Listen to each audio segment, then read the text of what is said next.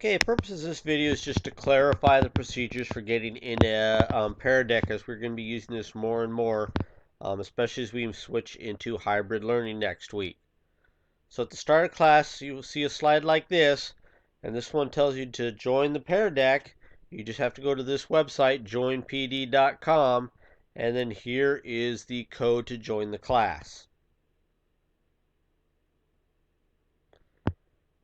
Now, if for some reason you show up late or you miss this slide, while the Peardeck presentation is going, that same 6-letter code is present on my shared screen in the upper right hand corner. So again, you just have to go to joinpd.com and enter that code to join the classroom Peardeck.